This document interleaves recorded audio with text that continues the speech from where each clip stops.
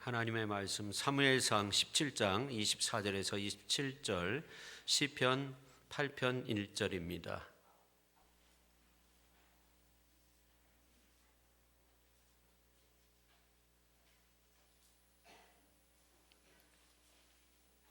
이스라엘 모든 사람이 그 사람을 보고 심히 두려워하여 그 앞에서 도망하며 이스라엘 사람들이 이르되 너희가 이 올라온 사람을 보았느냐? 참으로 이스라엘을 모욕하러 왔도다.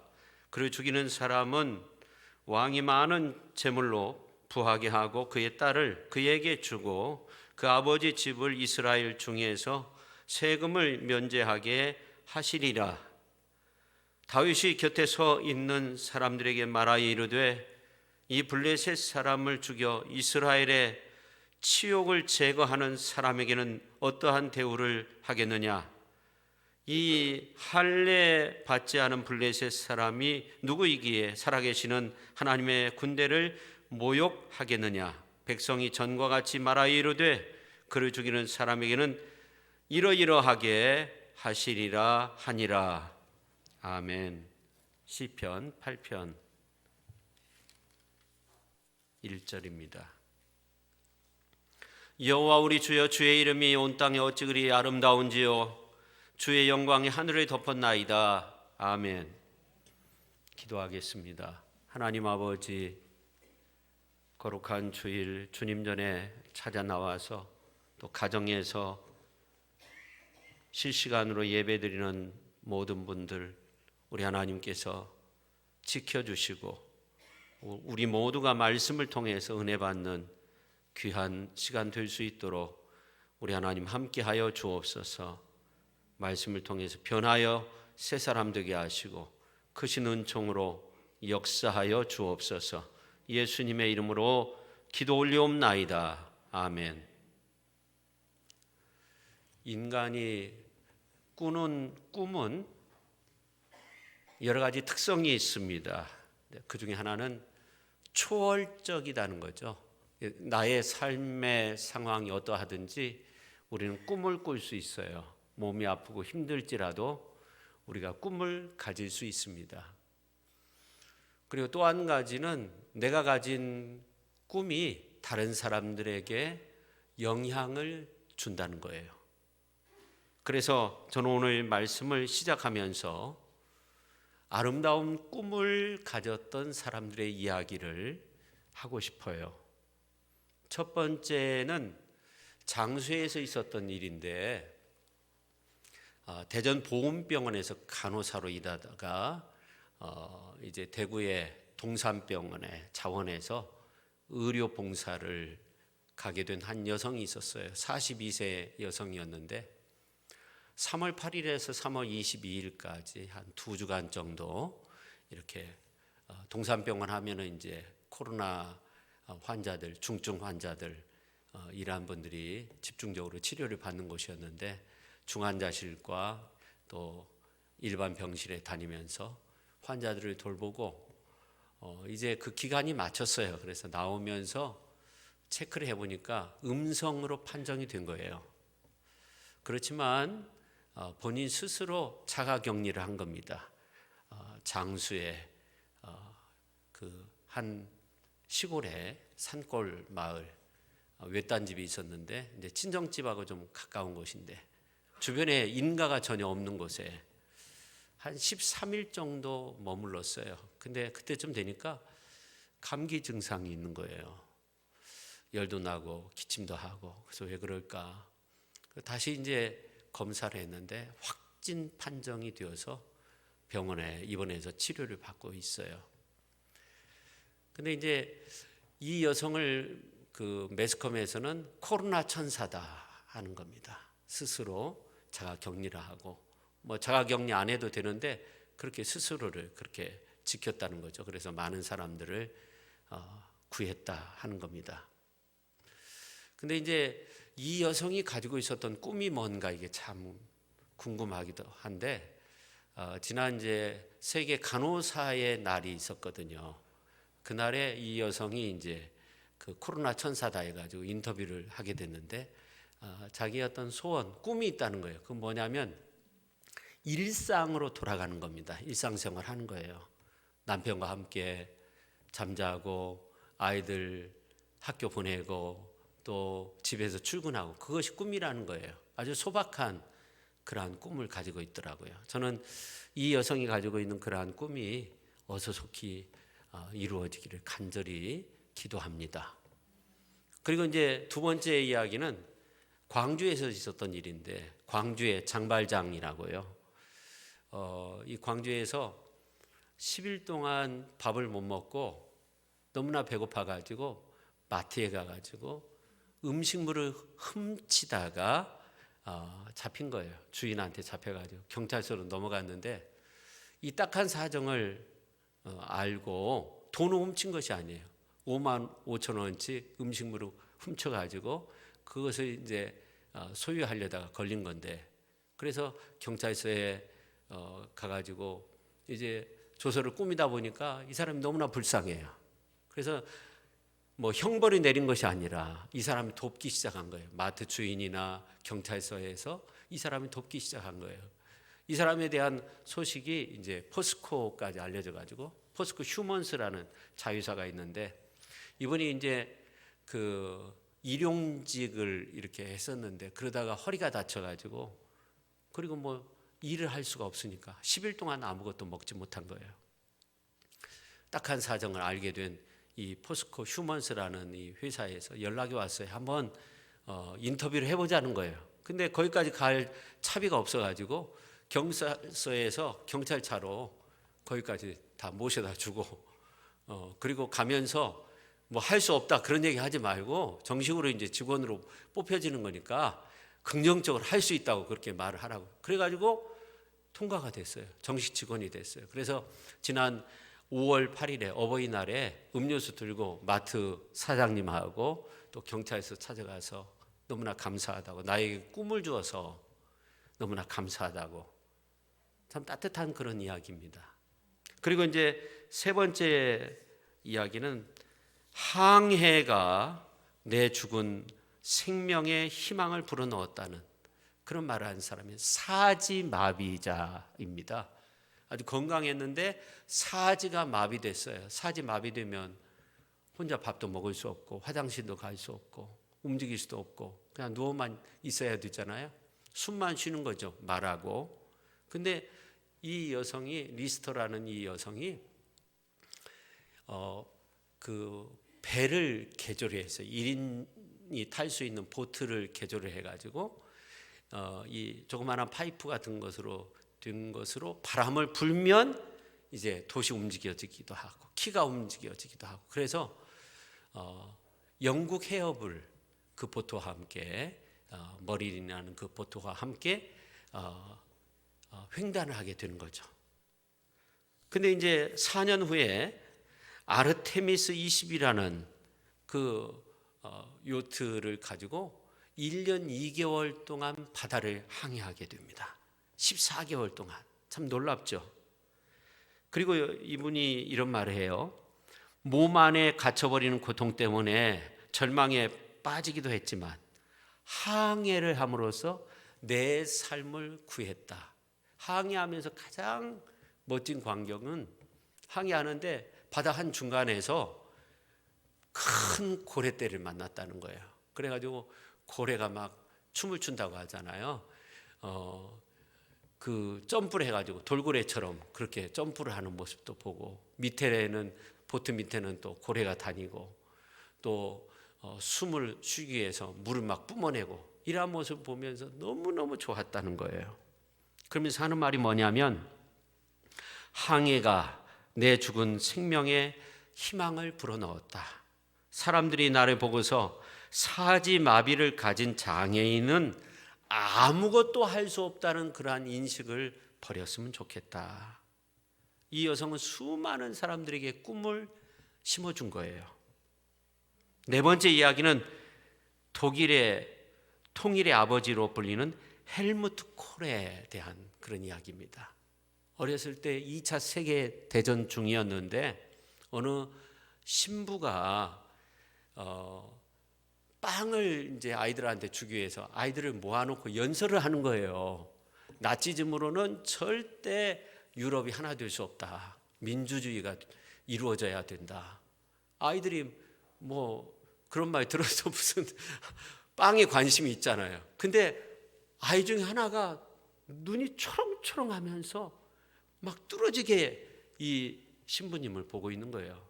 그래서 야, 내가 지금 무슨 말 하는지 너 알겠니? 그러니까 예, 나치즘으로는 안 되고 민주주의가 이루어져야만이 유럽이 하나가 될 수 있다는 그 말 아닙니까? 그래.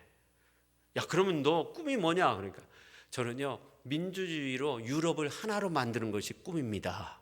그렇게 말을 해요. 깜짝 놀랐죠? 그래서 너 이름이 뭐냐고. 헬무트 콜입니다. 근데 이 꼬마 아이가 그 꿈을 버리지 않았어요. 16세 되었을 때 기독교 민주당이라고, 그러니까 이제 그 서독의 그 정치 이제 당이죠. 그 당에서 활동을 해요. 16세 되었을 때. 그리고 나중에 이제 1987년도에 서독의 총리가 됩니다. 그리고 1990년도 10월 달에 서독과 동독이 통일돼요. 통일된 독일의 총리가 돼요. 그러니까 어렸을 때 그 빵을 먹으면서 얻어먹으면서 가졌던 그 꿈을 버리지 않고 그 꿈을 통해서 정말 아름다운 열매를 맺었던 사람이 헬무트 콜입니다. 제가 이렇게 이러한 사람들의 이야기를 들어보면서 하나님으로부터 오는 꿈을 가진 사람, 그리고 하나님으로부터 오는 꿈을 꾸면서 사는 사람, 또 그 꿈을 이룬 사람들의 모습을 보니까 전부 다 정말 다른 사람들에게 좋은 영향력을 끼쳤어요. 오늘 이제 다윗의 모습을 보면서 우리가 비전과 영감과 어떤 힘을 얻게 되잖아요. 성도 여러분, 이 다윗과 골리앗 이야기는 참 재미있는 이야기죠. 근데 이 어린 다윗이 어렸을 때부터 꿈을 꾸었는데 그 꿈을 이루었어요. 역사상에서 실제적으로 이루었던 그런 이야기 아닙니까? 장소가 엘라 골짜기, 블레셋 군대, 이스라엘 군대가 40일 동안 대치에 있었는데 많은 군인들이 몰려와 있었어요. 전쟁이 시작된 지 40일이 되었는데 재밌는 것은 맞짱 떠서 싸워본 적이 없는 전쟁이에요. 특히 이스라엘 진영은 더욱더 재밌어요. 왜냐하면 블레셋에서 이제 장군 골리앗이 나와가지고 나와 싸울 자 나와라 하면서 우리가 한번 싸우자는, 그러면서 하나님의 이름을 모독하고 하나님의 군대를 모독해요. 근데 이스라엘에서는 나와서 싸울 사람이 없는 거예요. 사울 왕은 뒷전에 물러나 있었고, 그리고 포상금을 걸어놓고 자기의 그 딸을, 공주를 이제 저 골리앗과 싸워서 이긴 사람에게 결혼시켜 주겠다, 그런 약속도 하고 물러나 있었어요. 근데 나가서 싸운다는 사람이 아무도 없는 거예요. 이유가 뭘까? 나가서 싸워봤자, 골리앗과 싸워봤자 죽을 수밖에 없다는 겁니다. 그래서 블레셋 골리앗 때문에 이 엘라 골짜 꽁꽁 얼어붙었어요. 그 가운데 40일 동안 야훼 하나님을 모독하고 하나님의 군대를 모독하고 저항할 사람은 아무도 없고, 그런데 한 사람은 두렵지 않은 거예요. 두려움이 없어요. 멀쩡한 거예요. 그게 누구냐면 다윗이었어요. 다윗은 어렸을 때부터 하나님을 꿈꾸던 그런 사람이었어요. 소년 다윗이 하나님을 꿈꾸며 살았다는 것을 어떻게 알 수 있냐면 사무엘상 17장에 있는 말씀을 보면 알 수 있어요.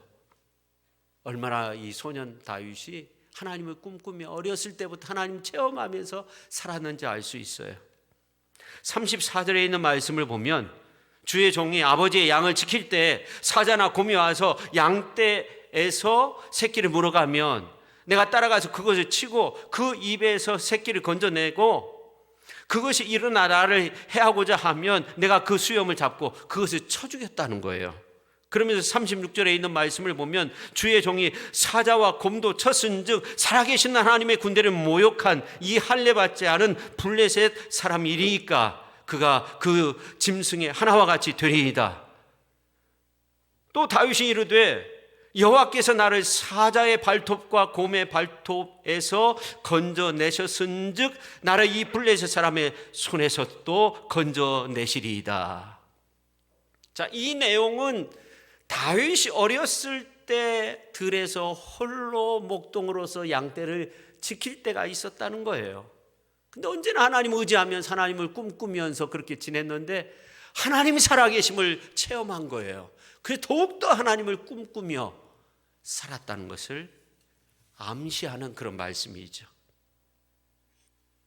그런 다윗이 시를 썼어요. 시편에 있는 말씀을 보면 우리가 다윗이 얼마나 하나님을 꿈꾸며 살았는가 알 수 있는데, 시편 23편 여호와는 나의 목자시 내게 부족함이 없으리로다. 그가 나를 푸른 풀밭에 누이시며 쉴 만한 물가로 인도하시는도다.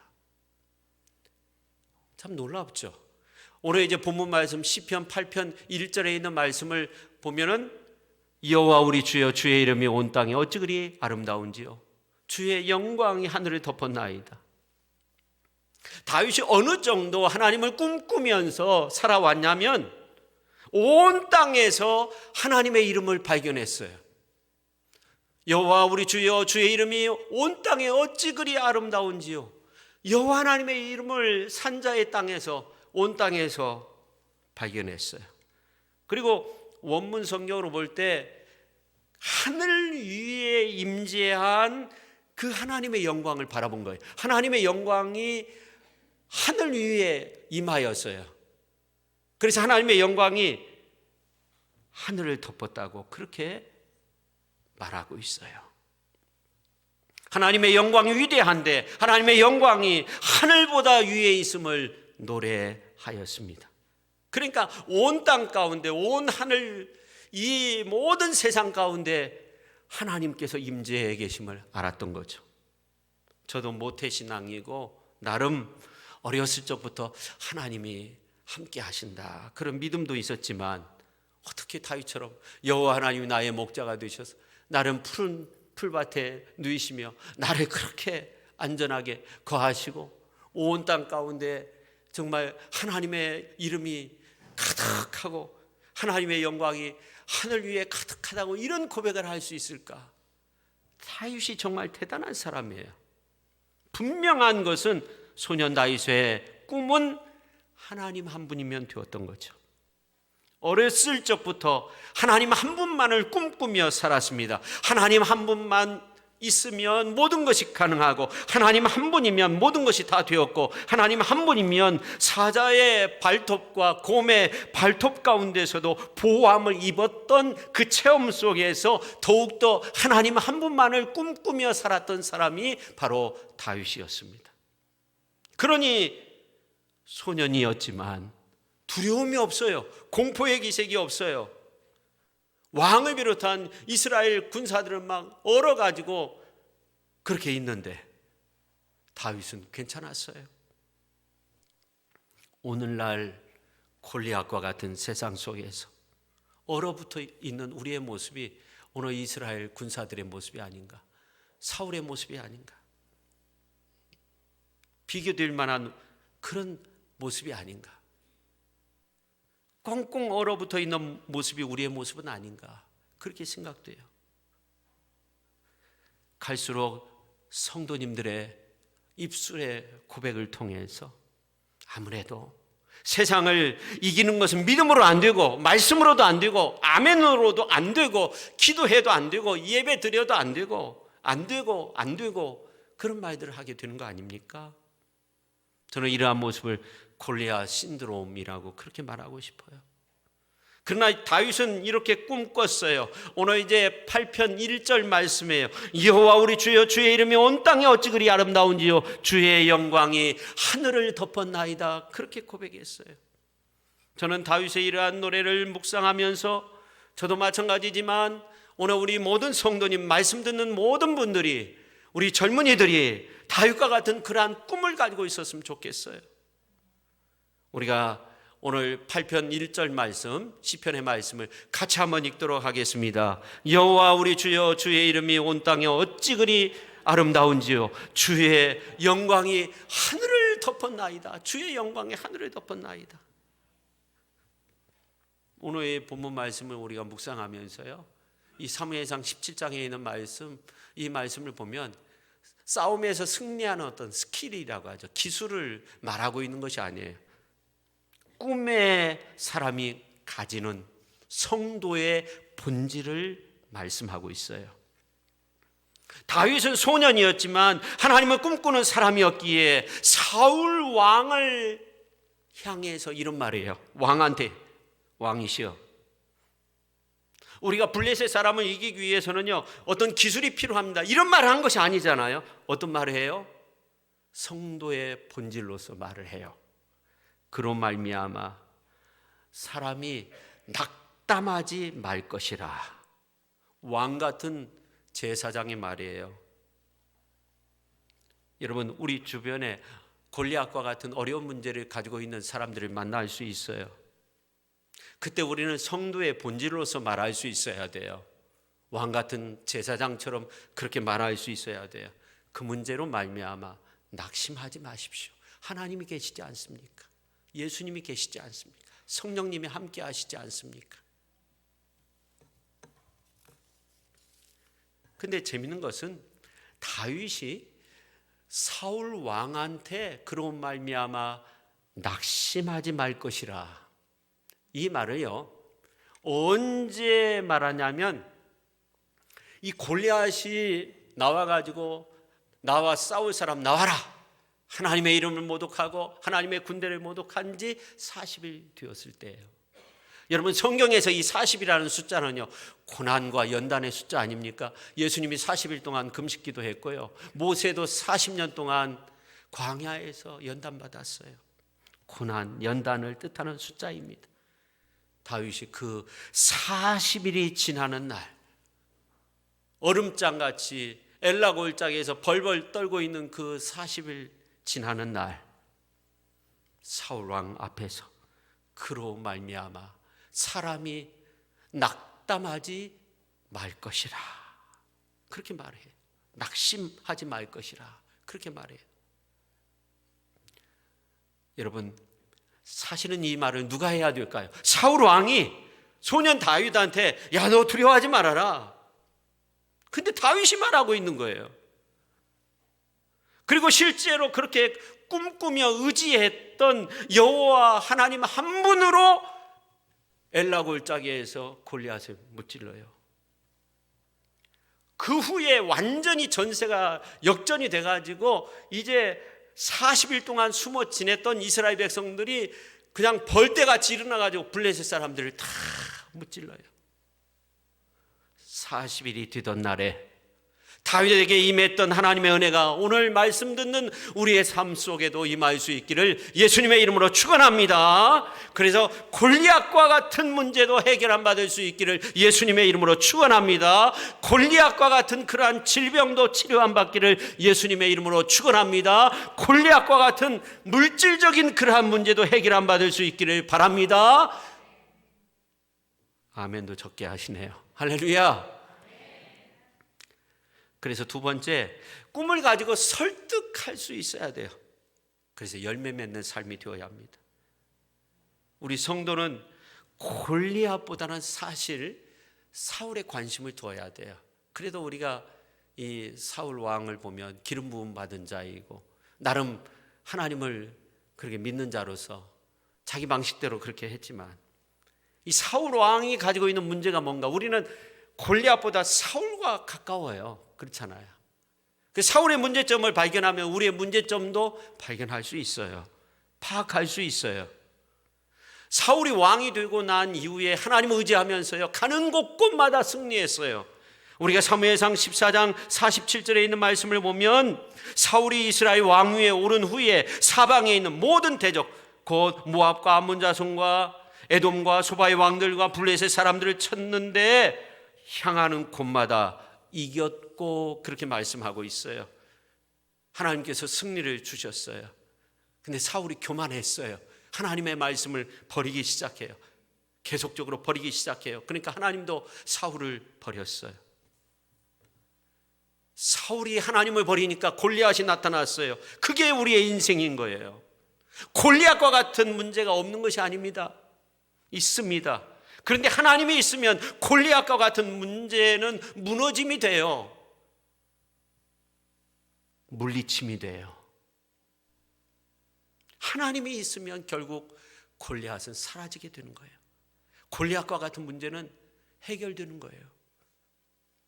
그런데 하나님이 없을 때는 사울처럼 내가 무너지는 거예요. 자신이 무너지는 거예요. 그런데 하나님이 함께 할 때는 다윗처럼 골리앗을 물리칠 수 있어요. 골리앗과 같은 그런 문제들을 해결할 수 있는 거예요. 왜 무너짐이 되는가? 사울은요, 하나님이 아니었어요. 힘의 논리였어요. 여러분, 힘은요, 힘 앞에서는 무너지는 거예요. 사울보다 강한 골리앗 앞에 서니까 사울이 무너졌어요. 사람들은요, 그런데도 사울처럼 되고 싶어요. 갑이 된다고 하잖아요.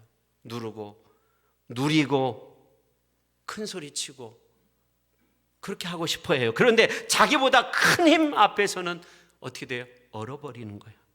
골리앗 증후군에 빠져버리는 거죠. 그래서 늘 불안하고 늘 두렵습니다. 감사가 없습니다. 삶에 평안함도 없습니다. 그러나 다윗은 뭐라고 고백합니까? 자기를 해하려고 많은 군대들이 몰려올 때, 적들이 달려들 때, 시편 62편 1절에서 3절에 있는 말씀을 보니까 나의 영혼이 잠잠히 하나님만 바라며 나의 구원이 그에게서 오는도다. 오직 그만이 나의 반석이시오 나의 구원이시오 나의 요새이시니 내가 크게 흔들리지 아니하리로다. 넘어지는 담과 흔들리는 울타리 같이 사람을 죽이려고 너희가 일제히 공격하기를 언제까지 하렸느냐. 5절 6절에 보면 나의 영혼아 잠잠히 하나님만 바라라. 무릇 나의 소망이 그로부터 나오는도다. 오직 그만이 나의 반석이시요 나의 구원이시요 나의 요새이시니 내가 흔들리지 아니하리로다. 오직 하나님만이, 오직 예수님만이 나의 반석이요 나의 구원이요 나의 요새이기 때문에 내가 흔들리지 않는다는 거예요. 시편 27편 3절에 있는 말씀을 보면 군대가 나를 대적하여 진칠지라도 내 마음이 두렵지 아니하며 전쟁이 일어나 나를 치려 할지라도 나는 여전히 태연하리로다. 오늘 우리 성도님의 모습이, 오늘 우리의 모습이 그런 모습이 되어야 하는 거 아닙니까? 지금 여전히 세상이 두렵습니까? 너무나 염려가 됩니까? 고통스럽습니까? 어쩌면 우리가 사울 되었는지도 몰라요. 다윗은 괜찮았어요. 두렵지 않았어요. 신앙의 본질은 힘이 아니에요. 권력이 아니에요. 하나님이에요. 신앙의 사람이면 하나님을 더욱더 꿈꾸고 더 담대하게 하나님을 붙잡아야 하는 겁니다.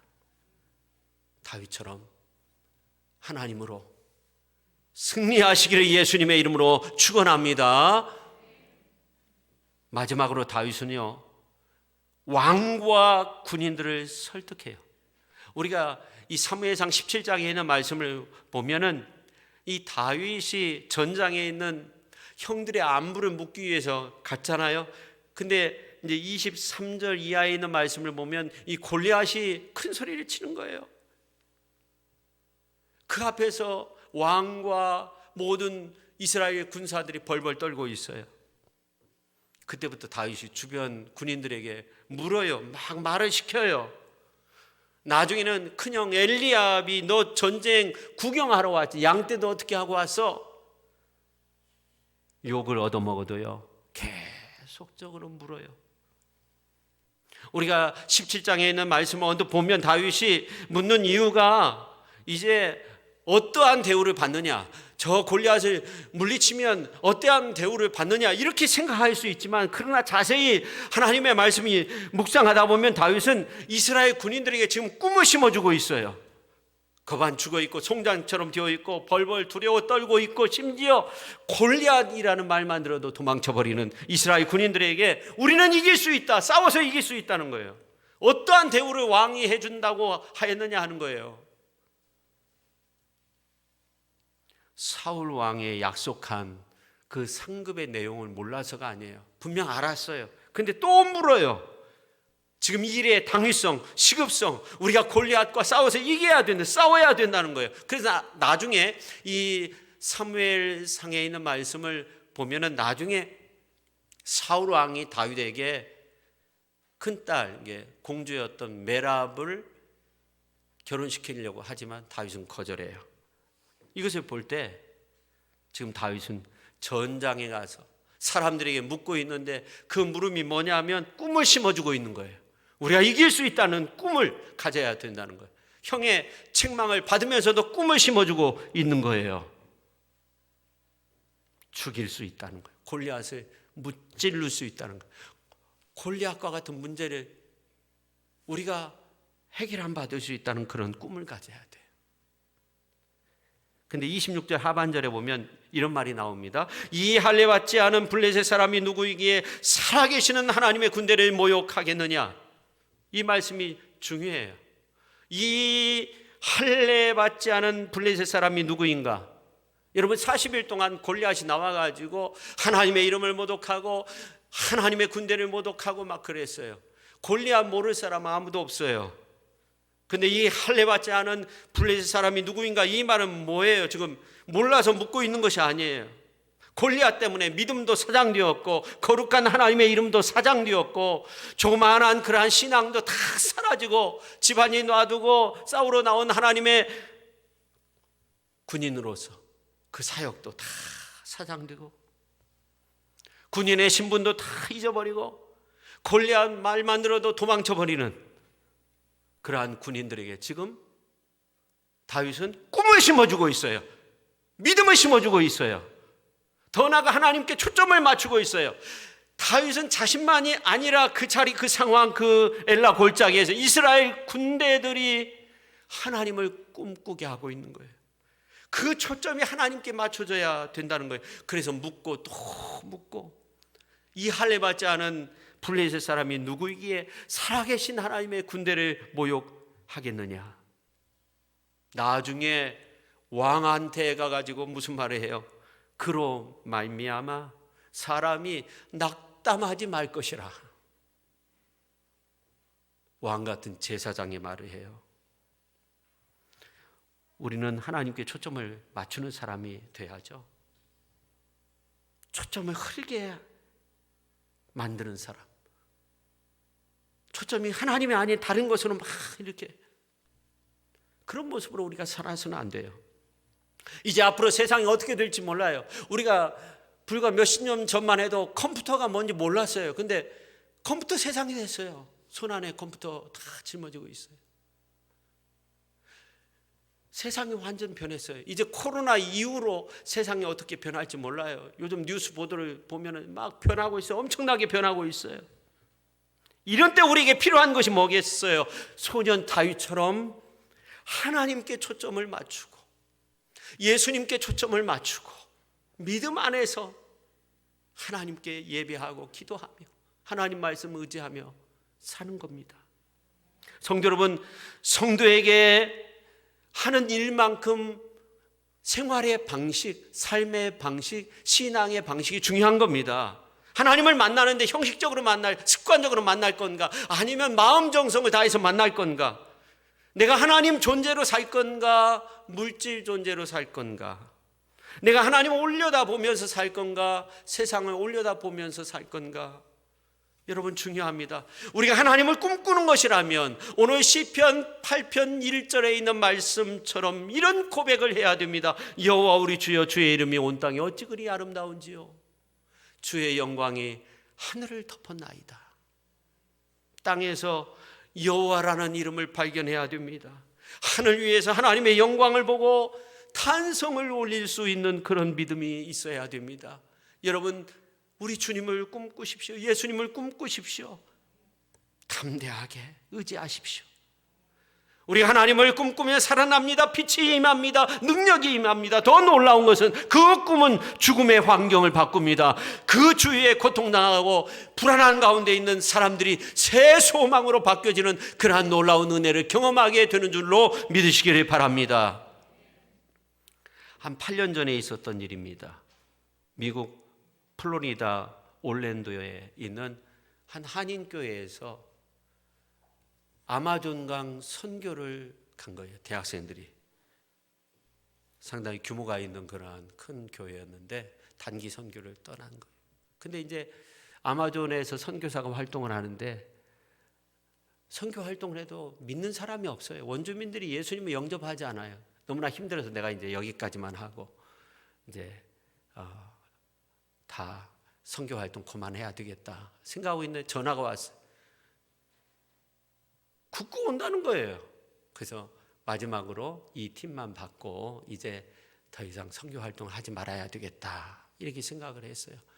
근데 이제 그 한인교회 대학생들이 와가지고 선교 활동을 하다가 한 사람이 이제 비가 많이 와가지고 급류에 휩쓸려서 실종이 돼요. 10일 만에 진흙탕 속에서 극적으로 시신을 발견하게 됩니다. 교회가 완전히 난리 나고 이 선교사도 완전히 그냥 절망 그 자체, 패닉 상태에 빠진다고 하잖아요.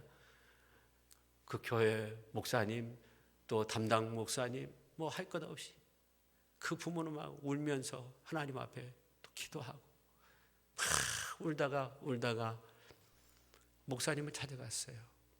하는 말이 뭐냐면 그 엄마가 내 아들 데려가신 분도 하나님이고 내 아들 있는 것도 하나님의 품이다. 요한복음서 12장 24절에 보면 내가 진실로 너에게 이르노니 한 알의 밀이 땅에 떨어져 죽지 아니하면 한 알 그대로 있고 죽으면 많은 열매를 맺느니라. 주님이 말씀하셨는데 내가 아들 대신에 그 아마존 선교의 앞장을 서고 싶다 그렇게 말을 한 거예요. 내가 그 아마존 선교의 앞장을 서고 싶다. 죽은 아들의 엄마가 울다가 하나님 앞에 기도하다가 그렇게 목사님한테 와서 그 말을 하니까 그 말 한마디에 교인들이 막 꿈을 가지기 시작하는 거예요. 더 나아가 목회자를 살리고 교회를 살리고 그 선교사 얼마나 마음이 아프겠어요. 선교사 살리고 그뿐만 아니라 많은 사람들에게 이 아마존 선교에 대한 꿈을 심어주기 시작합니다. 그 후 동역자들이 기도의 동역자들이 막 몰려오고 그래서 아들의 이름으로 조시아 킴이었는데 조시아 선교회 아들의 이름으로 이 선교회를 만들었어요. 근데 놀라운 것은 이 아들이 죽고 난 다음에 아마존 원주민들이 예수님을 믿기 시작하는 거예요. 영접하기 시작하는 거예요.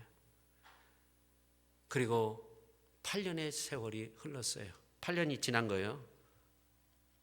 최근에 어떻게 되었을까 하는 겁니다. 최근에 저도 이 소식을 듣게 되었는데 그 지역뿐만 아니라 그 아마존 선교 지역뿐만 아니라 가장 활발하게 아마존강 가장 깊숙한 곳에 들어가서 하나님의 복음을 전하는 선교 프로젝트가 완성돼서 아주 뜨겁게 아마존 그 원주민들에게 하나님의 복음을 전하고 있다는 거예요. 조시아 파운데이션이라는 이 선교회가 뜨겁게 하나님의 복음을 가장 깊은 밀림에까지 가서 복음을 전하고 있다는 거죠. 요한복음서 12장 24절 말씀대로 한 알의 밀알이 썩어 죽어가지고 많은 열매를 맺게 된 거죠. 근데 이 조시아의 엄마가 교회 그 성가대 주의자인데 저의 외사촌 누나입니다. 저는 그 외사촌의 이제 조카를 본 적은 없어요. 미국에서 이제 살기 때문에. 근데 이제 그 동생이 엄마의 동생이 지난번에 우리 교회에 와서 찬양 간증한 문정란 목사죠. 사례비도 안 받고 그냥 갔어요. 그리고 우리 이숙자 집사님이 이제 활동하는 아가페 합창단이 미국에 갔을 때 그 모든 사람들 식사 대접을 다 해줬다고 하더라고요. 근데 이제 8년 전에 저도 그 소식을 들었어요. 진흙탕 속에서 그 시신을 발견했다. 해석이 안 돼요. 목사인 저도 마음이 너무너무 아프고요. 해석이 잘 안 됐어요. 근데 이 아마존 선교에 대한 꿈이 조시아라는 그 아들의 이름으로 이루어져 간다는 것이 너무나 놀라운 거 아닙니까? 놀랍게 선교의 역사가 이루어지고 있다는 겁니다. 여러분, 하나님을 찾는 자는 세상이 이길 수가 없어요. 어떤 골리앗도 그 사람 이길 수 없는 겁니다. 엘라 골짜기는 다윗에게는 죽음의 골짜기가 아니었다는 겁니다. 시편 27편 13절 14절에 있는 말씀을 보면 내가 산자들의 땅에서 여호와의 선하심을 보게 될 줄 확실히 믿었도다. 너는 여호와를 기다릴지어다. 강하고 담대하며 여호와를 기다릴지어다. 여러분, 이 세상은 다 죽겠다고 아우성입니다. 이러한 가운데 우리가 꿈과 희망을 가지고 있어야 됩니다. 그리고 우리가 가지고 있는 꿈을 통해서 다른 사람들에게 꿈을 심어줄 수 있어야 돼요. 희망을 줄 수 있어야 돼요. 생명의 역사로 바꿀 수 있는 그런 꿈을 심어줄 수 있는 사람이 되어야 합니다. 방법은 하나입니다. 다윗처럼 하나님 찾는 겁니다. 하나님 의지하는 겁니다. 하나님만 꿈꾸는 거예요. 하나님만 의지하는 거예요. 그러면 어느 순간에 죽음의 엘라 골짜기가 승리의 골짜기로 바뀌어질 줄로 믿습니다. 죽음의 엘라 골짜기가 산자의 골짜기로 바뀌어지는 그런 놀라운 역사가 나타나게 될 줄로 믿습니다. 그러한 하나님의 승리의 역사가 오늘 우리의 삶 속에서 나타날 수 있기를, 그런 승리의 영광 가운데 늘 주의 보호하심을 입고 사방의 평안함 가운데 하나님의 크신 은총으로 그렇게 하나님의 인도함을 받는, 하나님의 보호함을 입는 우리 귀한 성도님들이 다 되실 수 있기를 예수님의 이름으로 축원합니다. 기도하겠습니다. 하나님 아버지, 오늘 다윗은 어렸을 적부터 하나님을 의지하고 살아계신 하나님 체험하며 더욱더 하나님을 꿈꾸는 자로서 그렇게 살았습니다. 하나님을 꿈꾸는 자로서 살다가 엘라 골짜기에서 그 꿈을 통해 이스라엘의 승리를 주는 위대한 산 역사를 이루었습니다. 하나님 아버지, 오늘 우리가 이 코로나로 인한 현실을 보면서 마치 죽음의 골짜기를 걷는 것처럼 그렇게 지낼 때가 많이 있지만, 우리가 이 어려움 속에서도 하나님을 의지하고 하나님을 꿈꾸며 예수님을 의지하고 예수님을 믿고 꿈꾸며 성령님의 보호하심 가운데 살아서 산자의 골짜기, 승리자의 골짜기, 승리의 영광을 누릴 수 있는 그러한 축복의 삶의 주인공이 되어서 많은 사람들에게 꿈과 희망을 줄 수 있는 위대한 하나님의 사람들이 다 되게 하여 주옵소서. 예수님의 이름으로 기도 올리옵나이다. 아멘.